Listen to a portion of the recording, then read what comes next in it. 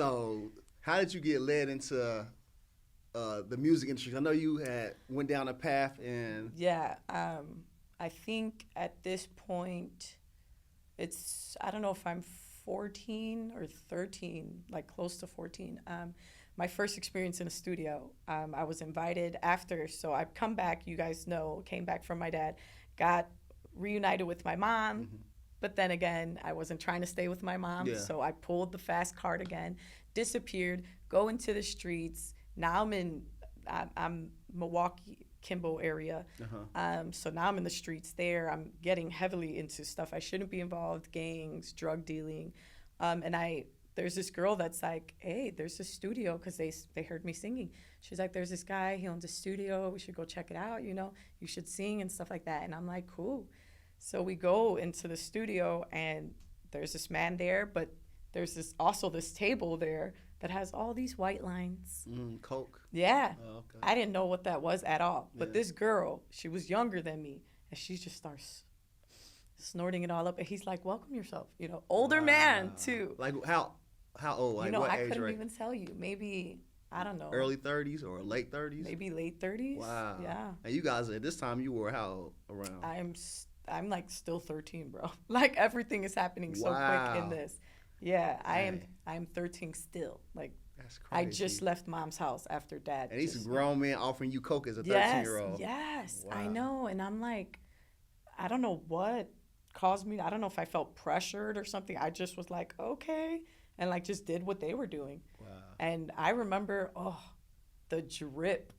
There's a drip that goes down. Have you ever done coke? No, I never done coke before. Don't do it.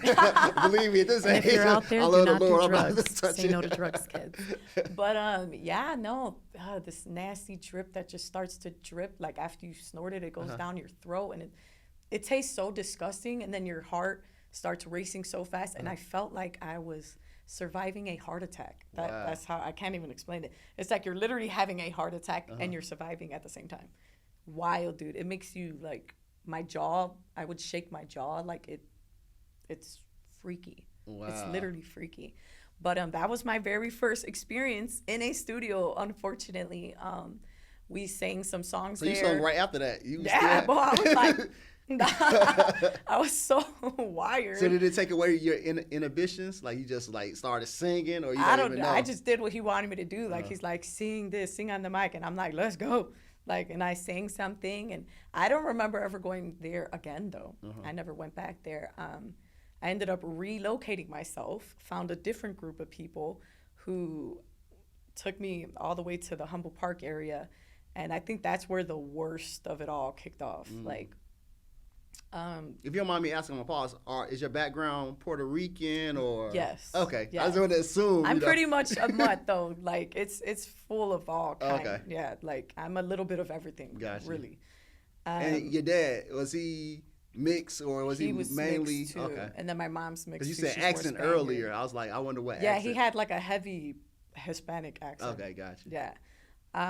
Yeah, so at this point in my life, like I'm finally 14. I had a birthday, 14 years old, linked up with this other group of girls that were like, come back with us. We'll take care of you.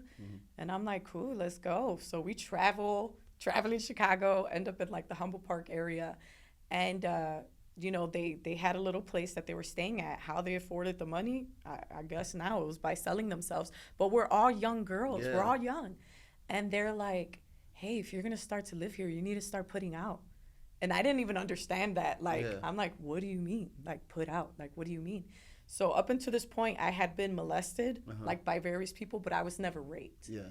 So all I knew was, like, I'm never having sex. Like, I'm like, I don't ever want to do that. Yeah. I don't want nobody to ever touch me. Yeah. Like, I was really like, I don't want none of that. Nobody touch me, please. Just leave me alone, you Yeah. know? And they knew I was a virgin because I said it. I'm like, nah, like I'm not doing that. Yeah. And she's like, no, you have to do that if you're gonna stay here with us. Wow. And so they ended up telling someone. I don't want to say too much information because Yeah. I know way too much. But he was older. He was an older man. Okay. He was a married man that I didn't even know that at first. And they kept trying to. He was the chief of that group of people. Gotcha. And so it was his neighborhood. And he pulls up in a car and they're like, just talk to him. All he wants to do is talk to you. And I felt really uneasy. I'm like, no, I don't need to talk to this grown man. Like, what do we have to talk about? They're like, please just talk to him. It's fine. And so, like an idiot, I got in the car, and he ended up driving far out, took us to like something that was like the Star Motel. And I remember across the street, it looked like there was nothing there except for this little motel. And so he goes inside, and I'm just there like what is happening? Yeah. Like, I should have just got out and ran, but my head wasn't thinking that still. Like, for some reason, I still didn't think like I was in danger or anything. Yeah. It was just more like uncomfortable.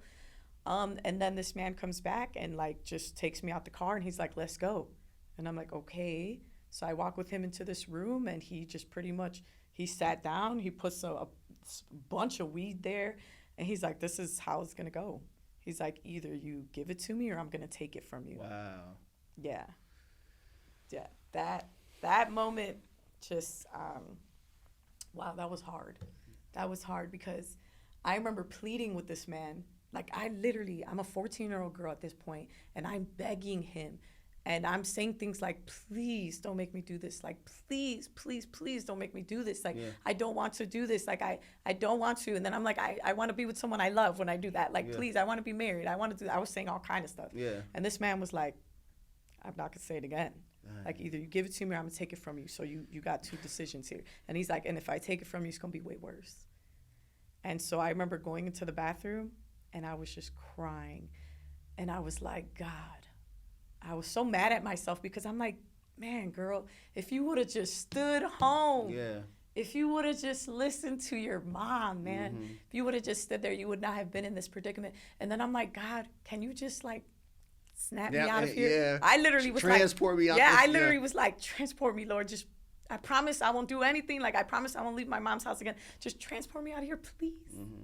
And then I come out the washroom, and I remember he's just standing there like this, leaning up against like the dresser and the TV and the bed's right there. And he's like waiting for me to see what I'm gonna do. And this moment scarred me really hard. Like, I just start to undress. And the enemy, I'll tell you how the enemy later on like used that against me. But I start to undress. And he's just loving every minute of it.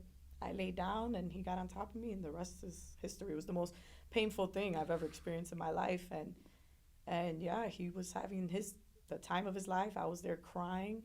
And then he got up, he got dressed, he left, and I stayed in the bed like, okay. And then he came back with another man and then a woman. Yeah. Another man and a woman. This guy was younger, though. He was way younger than him. He looked like 20s or maybe 19, 20, like. And then there was a woman. And this woman, they were literally like, it was weird, like almost like they were happy for me or congratulating or something. And he told her, like, you're going to take care of her, and then I'm going to take her from you. So she ended up taking me back to her place where she was keeping tabs on me. And I couldn't leave. I couldn't do nothing. And she was preparing me for him. I don't even know. So weird. Grown woman. Evil. Pure evil. Yeah. Pure evil, bro. And so she, yeah, so at one point he ends up picking me up from her house. And it was my turn now to go back to his house. And where he raped me every day, repeatedly, telling me to do things. And it was wild because he was married. When I so I first walk into this house, there's another girl. And she looks fairly young. She does not look an older woman or anything. He looked old. And she was like, I don't know if I can guess, maybe 20s, late 20s or something. And yeah, she said hi. She was like, welcome. She was This nice. was his wife? Yeah, they were married. He said when she would leave from work is when he would do that to me. So in that moment, he's like, honey, I found this runaway on the streets. Like, he gave her a story. Wow. I really want to help her. Like, blah, blah. The wife's like, okay, yeah, gave me a hug. Like, she was sweet. And, yeah, she would go to work, and then it would happen all over again. And then he would tell me things like, you think you're the first? You're not the first? He's like, I did that to her. He literally said he took her from her family's house when she was young. So she had to know then. It wasn't like... probably. So this was a street guy, or did he have a? So he was. It was no nine. He didn't have a 9 to 5 job or anything like that. He was just a No, I didn't. street dude. Straight street. Yeah, and then he would tell me things like, "You can't leave from this house. I got guys watching all around. If you leave, they'll know. They'll kill you." And he would always tell me like, "You aren't the first, and you're not the last. Like we've done things around here that you don't know about. Wow. You know." Yeah. So I had a lot of fear, man. Lots of fear, lots of anxiety, depression. Like he would leave the house and I knew I couldn't leave. She was gone. I would just fall to my knees again and just start crying. And then I would sing too, because music was always in me, and I would just sing songs, and I would just sing of my pain, sing songs. I remember this is the time when, I don't know if you've heard it before, but that song came out, 911 with Wyclef and Mary J. Blige. Oh yeah. Yeah, Someone bro. please Call call 911. Yeah. I used to sit there and just cry to that. Like, dang. You know, sometimes I feel like I'm a prisoner, that line she uses, and I'm just like, man. So I feel like that was like 2 months of my life where I was You stuck. still 14. Mm-hmm. Wow. 2 months of my life held captive in that man's house. And there came a point where I believe like God just gave me the wisdom, the strength or something. And I just put 2 and 2 together. I'm like, when she's home, he acts differently. You know, he doesn't treat me the same way. So she came home one day and I said, I'm ready to go home. I really miss my mom. I promise, like, I won't be in the streets anymore. Like, I'm good. I can go. And he did not say nothing. Because he didn't say nothing in front of her. He didn't say nothing in front of her. So it's kind of weird, because it does make me think, like, did she know, or what is going on? Not. Or maybe, I don't know. Or maybe she didn't. She was just fearful. Like, I don't know. But, yeah, they opened the back door. He did not say anything. She let me out. And when I tell you, I ran from that Humboldt Park area all the way back to Milwaukee, Kimball, Diversey area. I ran, bro. So that's a good hour run? I ran. Wow. I ran. I did not look back. I ran straight to my mom's house. Ran straight to mama. And this is where it just got dark, like suicidal thoughts. Like, so as a child, I don't know if you could see here, but I used to already be. I barely can see it. What, cuts? Yeah. Oh, okay, I see. Yeah, so there's cuts here, and then up here.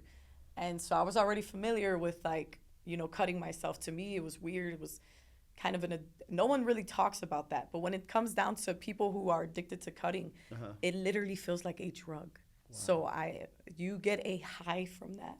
Like, I would feel pain from my mom or anger from anything else, and I didn't know how to express myself. So I would slice my skin with a razor blade, watch it expand, and as it expands, there's blood pouring out, and as the blood pours out, a weird false sense, because we all know it's like fake. Euphoria type thing? Yeah, bro, it's like this high, like, comes on you like this, and you almost feel like you're just floating, and you feel like this peace, and like your blood is literally pouring out. So there's like nothing peaceful about that, but it's like all psychological. It's crazy. Talking about that, my wife and I had just saw a Netflix film. I think it's called Son, and it's the guy, the actor. Who's that actor that plays in Australia? Who plays Wolverine? What's his name?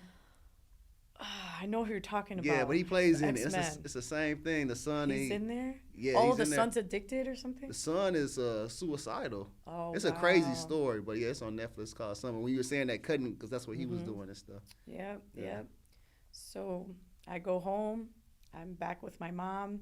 She's happy to have me there, but now my mom has completely changed her life around, and she ain't playing no games. So she tells me, if you're gonna be in this house, you are going to go to church with me, young lady. And at that time, I'm like, I don't even care. Whatever, sure, whatever. What I didn't tell anybody was what happened to me, like how I was raped, how that man gave me that like ultimatum, that, you know, and that really messed with my mind, because at the time there was no diagnosis of PTSD. But now when you think about it, like, yo, that is what I was dealing with. Yeah. Because as God is my witness, it was like my family would be there. They're like, oh my gosh, Dad, so how you doing? And I would be looking at them, and I'm just looking, and all of a sudden I promise you, as God is my witness, a screen begins to fold right before my eyes. And I'm like watching this, and I see me undress myself, get in the bed, get raped, replay, undress myself, get in the bed, get raped, replay, it kept going over and over. And it was literally like a movie.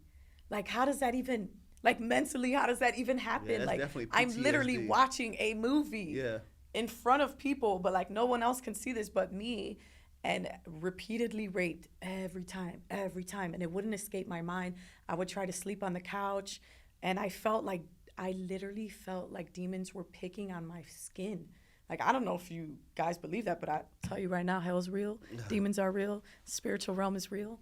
If you ain't got your life right, get your life right. God is the only way. Yep. So, like, literally, like, I felt like they would pick on me and be like, you're so disgusting. You're so worthless. No one's ever going to love you. No one can love you. Look at what you've done. You made yourself get raped. You undressed yourself. You're disgusting. You should die. Wow. All the time, you should die. That's all I was hearing. You should kill yourself.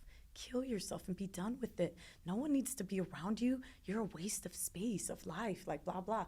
So, mind you, again, I did not tell anyone about this because I was so embarrassed and humiliated, and I really felt like it was my fault. Should not have left my mother's house. Should not have followed those girls towards Humboldt Park area. Should not have been, like, I did that to myself. Like, what was I thinking? Like, why wasn't I smart enough, So those are things I'm dealing with, and I'm like, no one can ever know about this. So I literally planned to kill myself within the week. I'm like, I'm done. Like, I'm not afraid to do it. I've cut myself plenty of times. I've watched the blood drip. I don't care. I'm like telling myself, like, I cannot live like this. I can't. There was literally no life in the way that I was living. Those thoughts, the voices in my head, the torment that I was dealing with, like, there's no life in that, right? So the Sunday rolls around. This coming week, in my mind, I've made it up. I'm going to kill myself, and I'm not even going to tell anyone why, because I don't want no one to know what happened to me because I was so embarrassed and ashamed. My mom's like, okay, we're going to church now. And I'm like, I don't even care, whatever, let's go. So we go to church, and there's this prophet there by the name of Greg Riley. This now is December 9th, 2000. So it's December 9th, 2000, yes. Hold on. So my one question is, before you tell about this part, school. Did you ever, I know, right? I know, right? Were you ever in school? Yeah, I know. Yeah, I barely graduated 8th grade, bro. Put it out there. Like, I was a mess. So every time my mom would pick me back up or the cops would bring me back, I went right back to school for the little few weeks, but then I dipped again. And then it was always like that. Like, I back to school for a few weeks, dipped again. Back to school for a few weeks, dipped again. I was wondering, okay. That's so 8th grade came around. I don't know, that principal was a little sketch, and I was just like, look, there was something on there that said I couldn't graduate it unless I, like, did something in a class. And I don't know if it was like a math class or something. I couldn't even tell you. All I remember was pleading with the man, and the man let me slide.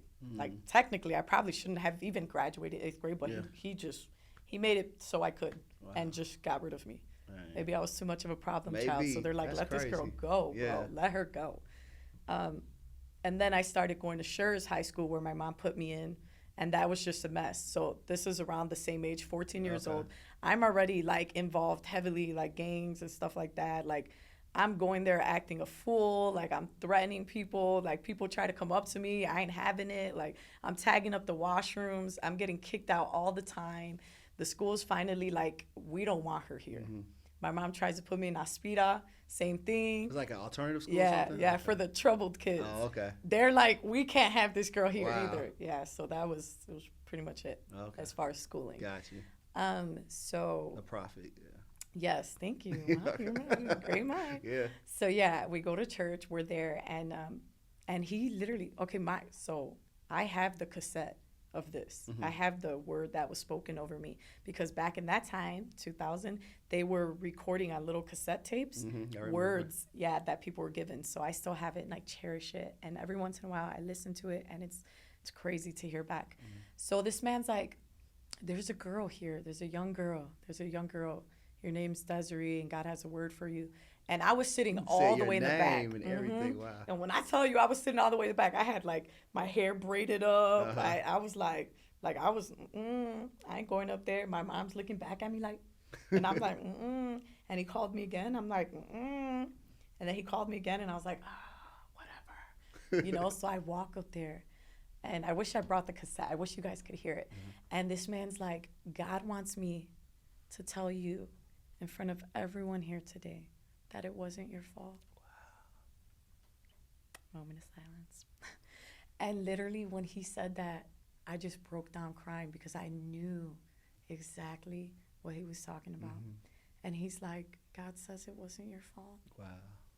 Man, and on this cassette, you hear that 14-year-old girl weeping. Wow. And he's like, it wasn't your fault. Repeat after me. And I begin to repeat after him, and I'm like, it wasn't my fault.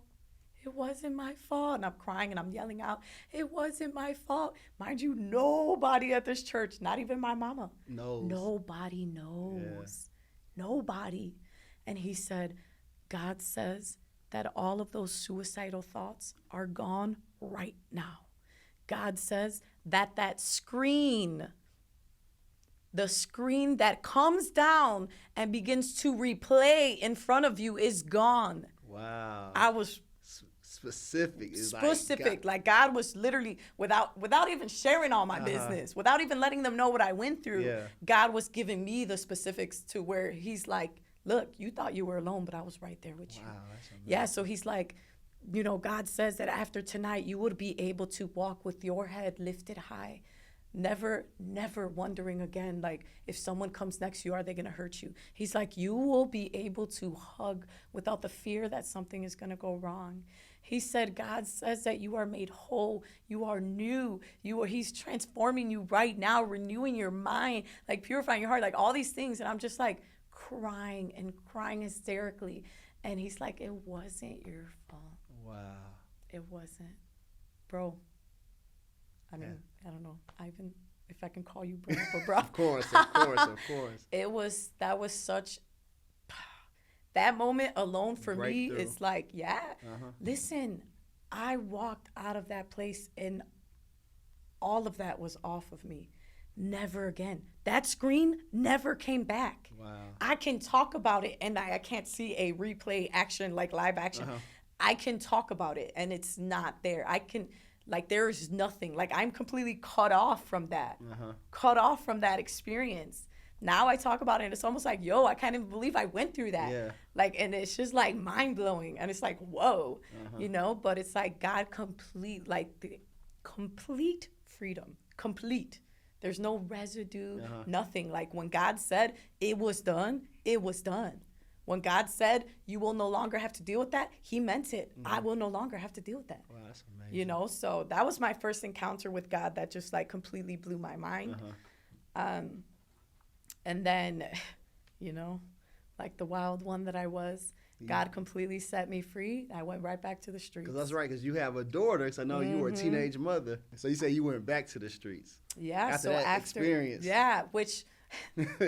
I hate that I did that, you know, because it's just like, oh, waste of time. I could have been serving the Lord and going hard for Jesus right at that moment, you know. But, you know, more lessons learned for me. So after the Lord completely freed me and I felt all this freedom, I completely turned my back on him and went right back to the streets, got involved in so much that I should not have been involved in. At this point, I'm selling rocks, literally. I'm selling rocks, posted up. I would put them in a Skittles bag, a sour Skittle bag, bro, for a little extra kick. Wow. And the cops never, you know, thought about it because it's a young girl, a teenage girl, you know. And yeah, I'm selling rocks. I'm, you know, involved in this mess. And unfortunately, I got set up with the gang in that area. I mean, I was part of that gang in that area at that time. But when I mean set up, like one of the girls from that gang was like, hey, they want to talk to you. You know, the one I was selling the rocks for. They want to talk to you. They want to have a meeting with you. And I go into this room, and it was just a whole setup. One guy pushes the door closed. The other one's fighting me to the ground. I'm fighting him as much as I can. Man. Again, it happens again. I'm like, dang, man. Should have stayed home, Des. Should have listened to your mom. Should have followed the Lord. Your mom was probably very... surprised after that experience that you even want to go back, or not want to, but you ended up going back. But I left. Wow. Because you would think, like, man, like the Lord just completely healed you. Yeah, you had you directly. You had an encounter with God, because the way that I think about it now too, that it wasn't like a lot of times we could be like, oh, that prophet called me by name. No, God called me by name through that man. God called me by name. And still, I turned my back. Like, come on, Des. Like, what were you thinking? So now here I am in this situation. And, you know, and these guys were fighting me to the floor. One of them is he's taking liberties with himself while watching me, while that other guy's on top of me. The other guy's like, hurry up, let's switch. They're switching places, like mess.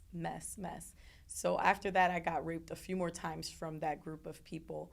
And then at the same time, well, not at the same time, but before that happened where they did that to me, I was being intimate with one of the guys.